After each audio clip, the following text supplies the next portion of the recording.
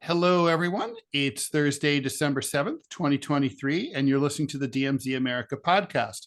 Coming to you from the left, I am editorial cartoonist Ted Rall. And I'm coming to you from the right, and I am editorial cartoonist Scott Stantis.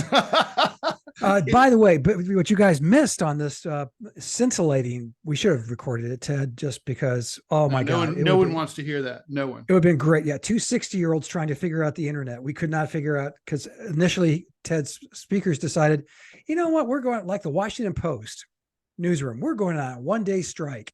And they decided not to work. Then we got that fixed. Is anything more useless than a one-day strike? It's like literally like, it's like, had this been, it's sort of like when you have a fight with your spouse, and then she leaves and she's like, I'm really pissed at you. I'll be back tomorrow. Doesn't really have quite the same door slamming power as the fuck you, bye. Yeah, exactly. Well, but this is how, I mean, I got to say, this is a very millennial strike. Why didn't we get what we want? We struck for a day, a whole 24 hours. That's a day. Yeah. And yet Jeff Bezos is not quaking in his shoes. No, he'll just go off to his third or fifth yacht and laugh. Yeah, it's for those of you who may not know, the Washington Post newsroom had a strike. 700 employees walked off for a one-day strike. It sends a mess. The point of it is, it was. Well, who doesn't not know is Jeff Bezos. Yeah, well, do you think he reads the Washington Post? It doesn't sound like it. Because democracy dies in darkness. That's what they say. That's what it says every day. Bezos could like literally take 1% of his income and fund the Washington Post for 10 years. Oh, I'm not sure it would be that much money. Well, let's be generous. Let's say he wants to grow the staff, but they've lost money. I think what did they lose? $100 million last year. Billionaires don't like to lose money. I mean, people always think that these billionaire saviors are going to. The whole point of being a billionaire is that you could afford to lose money. Yeah, they don't like doing it. And I don't blame him. I mean, it's like you talk about your buddy, Dr. Pat over at the LA Times. He's trying to sell it to anybody and nobody fucking wants it. Yeah, well, the LA Times is definitely it almost has negative brand recognition at this point. It's been so fucked up so many times, not just by him, certainly by him as well, but by a whole series of owners, going back to Sam Zell, your favorite. And well, no, you know what? Ted, Sam Zell and his people are the ones who hired me at the Chicago Tribune. So we're like Team Zell. I love them. Oh, I didn't know it did. Look, look, it did that. That's amazing. Wow. For those of you who can't see it on our video, you'll see floating hearts, apparently, if you do the heart thing. Did you know it would do that? No, I did not. Oh my God. That's very small G gay. Wow. Holy cow. Oh, wow. Right. Well, we just learned something new today. So we're going to talk about Pearl Harbor down the road. But what's interesting about talking to millennials is I just finished teaching my first course at the University of Alabama at Birmingham, Finding the Power in Comic Art. And it was so fascinating how many of the students said, this was on the anniversary of 9/11, one of my classes, is why do we still, because half the university took the day off or something. And why are we still talking about this? I'm thinking, that's fascinating. Why are we still talking about Pearl Harbor? And we're going to go into it's a good fucking question about 9/11. I mean, why would it be relevant to someone who was not even born when it happened? I mean, it's a serious question. I mean, what came out of it that, let me put it this way. Like, we can identify, in most of those, like everyone remembers where they were when they first heard it moments. Even if you weren't there, why it was important, why the Pearl Harbor, the world changed after Pearl Harbor, the world changed after the Kennedy assassination. I don't really know that a hell of a lot changed after 9/11. Oh, I disagree. Now we have to take our shoes off at the airport. Well, there's that, but I disagree with you. And I think, why don't we wait till the third segment when we talk about this? But Okay, well, we'll do that. Yeah. I knew there was a point and I can't remember what it was. Yes, we're all right. So speaking of things that don't have a point, yesterday was the fourth Republican presidential debate. With all spirited exercises in democracy, it featured the only person missing was the person who's got 62% in the Republican polls, Donald Trump. But everyone else was there. Christie, who's rocking it with 2 or 3 percentage points in the polls. Nikki Haley, Vivek Ramaswamy, and Ron DeSantis, America's most charmless politician. And so, yeah, I mean, Scott, what did you think? I mean, I personally, I will agree with my co-host on Sputnik that, like Angie Wong, that this seemed to be a pointless exercise to me. They're not even really running for vice president. The only person on that stage who could even be credibly on the short list, and by that I mean like top 20 people being considered to be Trump's vice presidential running mate, would be Ramaswamy. It's the only one he would consider. And then I think Tim Scott, who's out of the race, has a better shot at it for a variety of reasons. But it's kind of like, what is the point? I mean, to me, it just seemed to be the Nikki Haley show. She was the center of attention because she's got a bunch of money from the Koch organization, and she has been increasing. She's been improving in the polls, but by improving, I mean she's risen from 8 to 10.8%. So yeah, that's an improvement. I mean, no question. That's like when your kid comes home, it's like, congratulations, you're no longer a D student, you're a D+ student.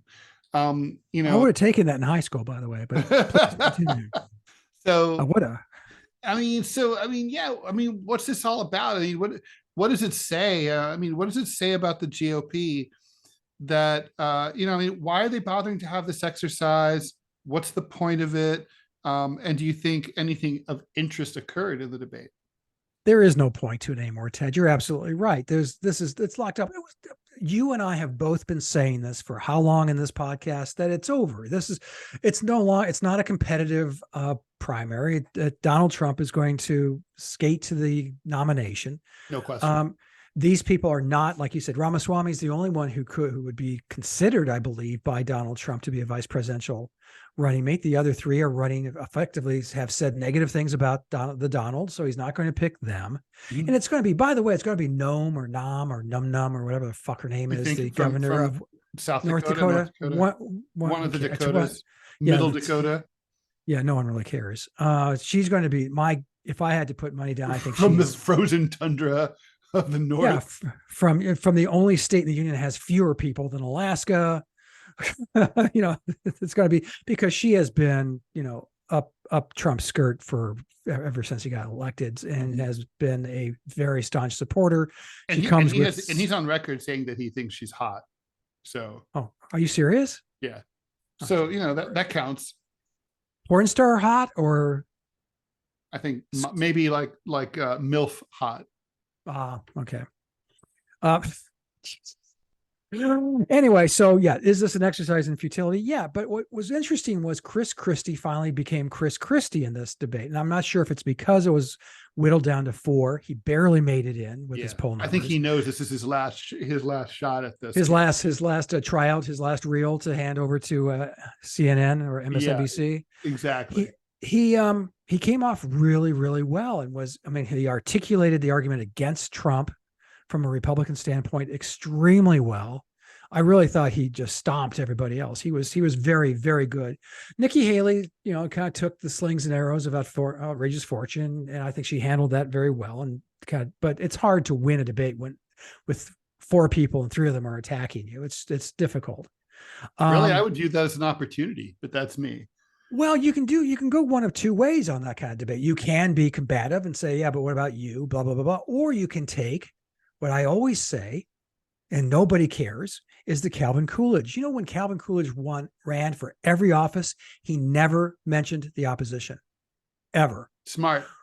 Ronald Reagan, when he was in debate, By the way, DeSantis said nice things about Silent Cal yesterday. Silent Cal is a greatly underrated president. He truly is. And But my point is that could you win an election today if you took the high road? You said, here's what I'm going to do. Here's how I'm going to make your life better. Yeah, but what about I dare say yes, I do think you could. Yeah. No one's tried it, and it's not.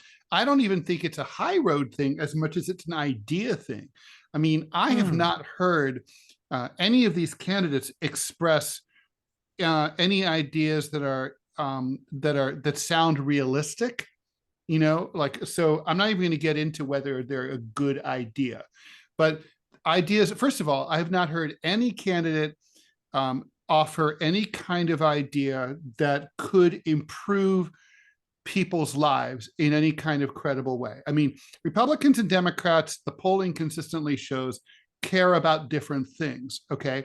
But obviously this is a Republican primary, so let's look at the things that Republican voters care about. First and foremost, they care about inflation.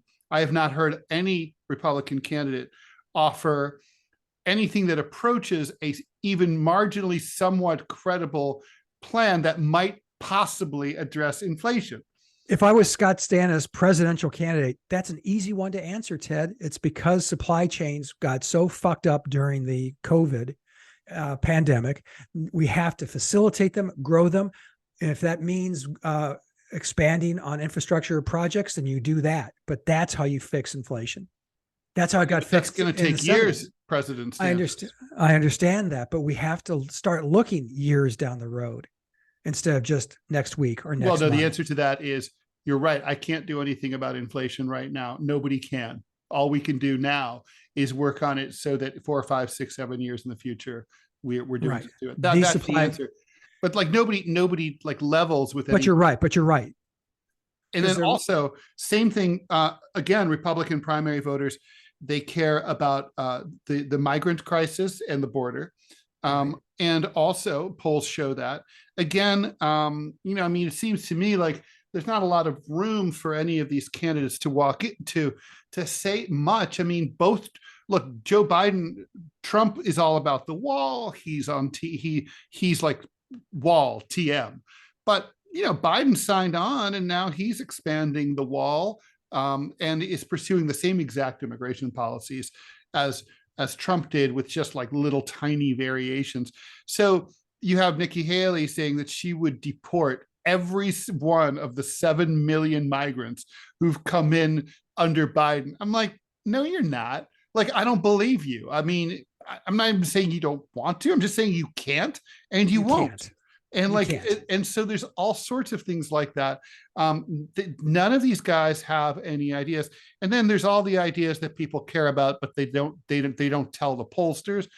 People care about high rents. They care about high college tuition for their kids. They care about high healthcare costs. They care about high taxes. They care about lots of stuff like that. And nobody has any kind of suggestion. Nobody has an idea that they're willing to say, like, I would do this. This is how I would do it.